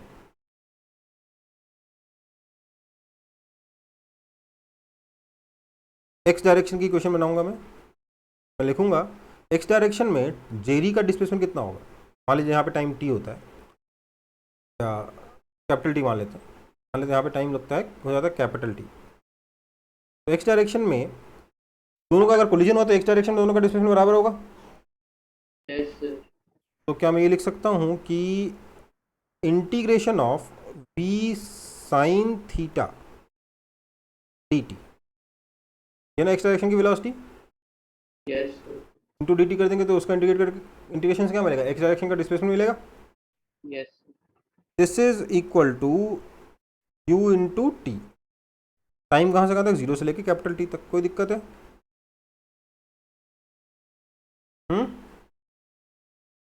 थीटा कैसे वेरी कर रहा है टाइम के साथ हमें अंदाजा नहीं है क्या? नो सर इसको इंटीग्रेट हम अभी कर नहीं पाएंगे, कोई बात नहीं, इक्वेशन बना के छोड़ देते हैं। वाई डायरेक्शन की इक्वेशन बनाते हैं। वाई डायरेक्शन में जेरी का तो कोई डिस्प्लेसमेंट है नहीं, लेकिन इसका डिस्प्लेसमेंट कितना होगा? एल होगा कि नहीं होगा? यस यस सर तो integration of P cos theta d T, यही होगा ना? टाइम कहाँ से कहाँ तक? जीरो से लेके कैपिटल टी तक, that is equal to L. हाँ या ना? यस सर कोई दिक्कत है? दोनों को सॉल्व कर सकते हो क्या? नहीं कर सकते, क्योंकि इंटीग्रेशन के थीटा वेरिएबल है, इंटीग्रेशन के बाहर ला नहीं सकते, इंटीग्रेशन के अंदर कोई मैनिपुलेशन कर नहीं सकते, है ना? फंस गए? लेकिन नहीं फंसे? यस सर एक और इक्वेशन बना सकते हो आप। एक है along line joining Tom and Jerry. Tom and Jerry को ज्वाइन करने वाली लाइन के अलॉन्ग अगर देखेंगे तो मैं बोलूँगा इसकी वेलोसिटी v है, और इस लड़के जेरी की वेलोसिटी किधर है? कितनी? इस डायरेक्शन में, ये वाली है ना?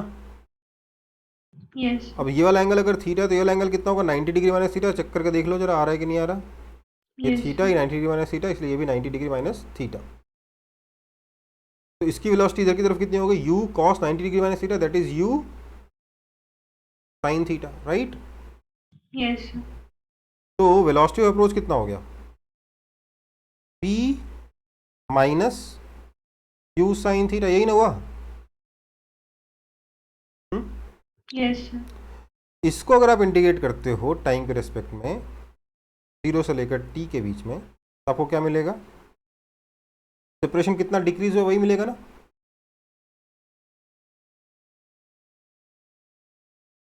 राइट? ये बोलो, समझ में आया कि नहीं आया? सर एक बार फिर से समझा दीजिए।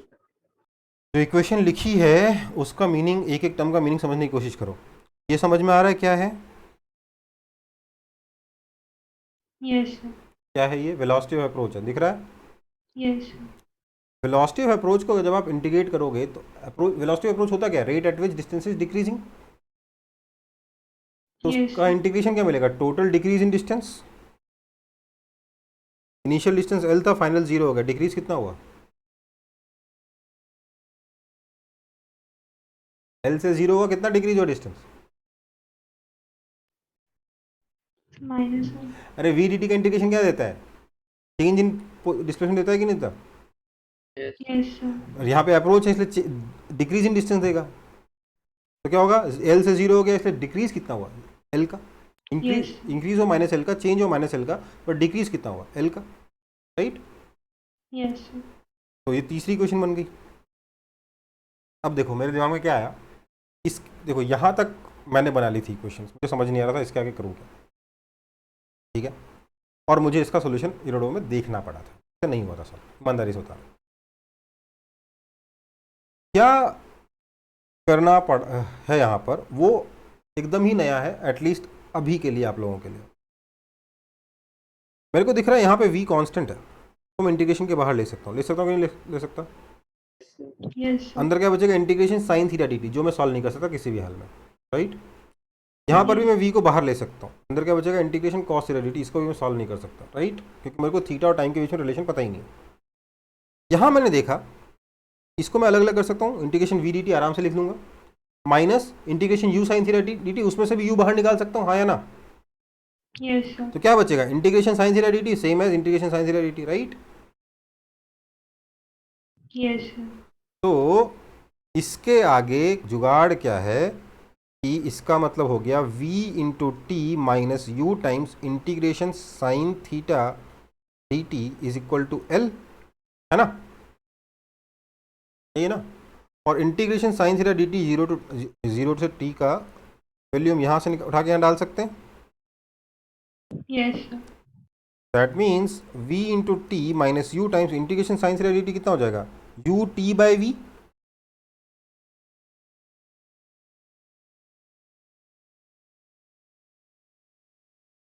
आया ना। यार यहाँ से v को बाहर निकाला, RHS में ले गए, Yes, sir. Yes, sir. ठीक है, और सॉल्व हो गया। सिंपलाइज ये क्या आया, v square minus u square into v square minus u square into t by p is equal to l, that means time t is equal to p l upon v square minus u square. समझ में आई बात। Sir वो VT minus U को कैसे बाहर ले सकते क्या, ये तो कांस्टेंट है ना, इसको तो सॉल्व करो ना, वी डी टी माइनस ये क्या हो जाएगा, integration v d t minus integration u sine theta d t, आएगा कि नहीं आएगा। हैं? Yes, sir. तो इंटीग्रेशन वी डी टी कितना हो जाएगा, वी टी माइनस यू बाहर निकाला तो integration sine theta d T बचा, है ना। Yes. अब integration sine theta d T की वैल्यू यहाँ से उठा के यहाँ डाल दी। ध्यान दीजिए इस सेकंड इक्वेशन की कोई जरूरत ही नहीं पड़ी, है ना, पर लिखने से पहले थोड़ा ना पता था अपन को, पता था क्या, पता था क्या, No, sir. फिर लिखा, नहीं जरूरत पड़ी, नहीं जरूरत पड़ी, कौन सी बड़ी बात है, ठीक है। टाइम आ गया, अब अब क्वेश्चन जबरदस्ती क्या क्या पूछ सकता है, अगर बताओ जेरी यहाँ से कितना डिस्टेंस ट्रेवल करेगा तब पकड़ाएगा, तो यू इंटू डिस टाइम, उसमें कोई दिक्कत नहीं है ना। बोलेगा Yes, sir. बोलेगा कि कितनी डिस्टेंस पे बिल रख देंगे, बिल होगा इसका जिससे कि जेरी ना पकड़ाए, तो भैया वो जो डिस्टेंस निकाला उससे कम डिस्टेंस पे अगर बिल हुआ चूहे का तो चूहा भाग जाएगा, राइट, जेरी पकड़ नहीं पाएगा, है ना। ये सब फालतू के क्वेश्चन तो पूछ ही सकता है ना, Yes, sir. असली चीज क्या है, टाइम निकालना। पूछेगा बताओ टॉम की मिनिमम वेलोसिटी कितनी हो जिससे वो कभी ना कभी पकड़ पाए, तो भैया उसके लिए ये क्वांटिटी नेगेटिव नहीं आनी चाहिए ना, वी यू से बड़ा होना चाहिए। अगर टॉम की वेलोसिटी जेरी से ज़्यादा हुई तभी टॉम जेरी को पकड़ पाएगा, वरना कैसे पकड़ेगा, Yes, sir. ठीक है बेटा।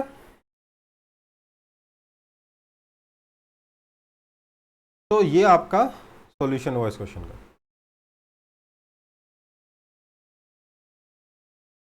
रिलेटिव मोशन खत्म।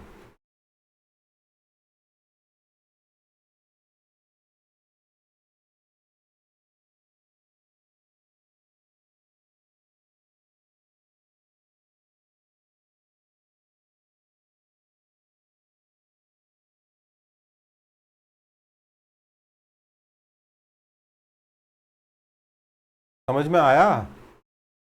सब ऊपर से चला गया। यस सर, समझ में आया। यस सर आया। देखो बात समझो, ये क्वेश्चन सच में डिफिकल्ट है। सच में डिफिकल्ट मतलब सच में डिफिकल्ट, ठीक है? भले ही मैं सॉल्व करके कितना भी एक्सप्लेन कर दूँ, क्या ऐसा कर दूँ, मुझे पता है ये क्वेश्चन डिफिकल्ट है। इतना डिफिकल्ट है कि इतना डिफिकल्ट क्वेश्चन जेईई में नहीं आते हैं, ठीक है?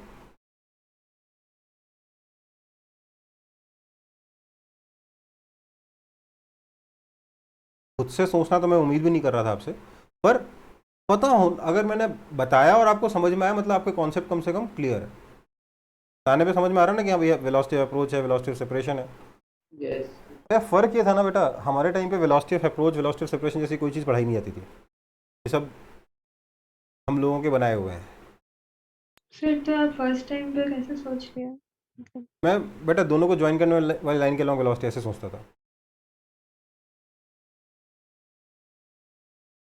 ओके। पढ़ाया नहीं गया था, खुद से ही प्रैक्टिस कर करके इतना समझ में आने लगा था कि हाँ भैया मोशन कैसे चल रहा है। ट्राई किया, सही बैठ गया तो मतलब सही है, बार बार सही बैठ रहा मतलब एकदम सही है, ठीक है? मेरे पास टाइम होता ना ट्राई करने के लिए, बहुत प्रैक्टिस बहुत करता था ना, इसलिए हो गया। एक ही कोई एक तरीके से नहीं बना, दूसरा तरीका ट्राई किया, दूसरे तरीके से बना, तीसरा तरीका ट्राई किया, ये करके देखते हैं, वो करके देखते हैं। मैं डरता नहीं था गलती करने से। आप लोग डरते बहुत हो कि गलत हो जाएगा, रियल में सर काम नहीं किया तो, काम नहीं किया तो कौन सा एग्जाम है? हम्म?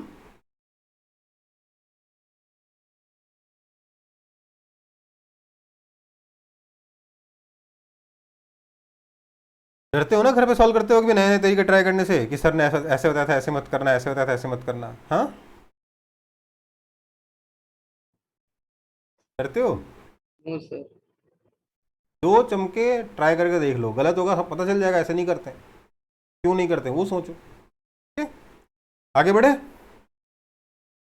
Yes sir. तो ये चैप्टर हो गया खत्म।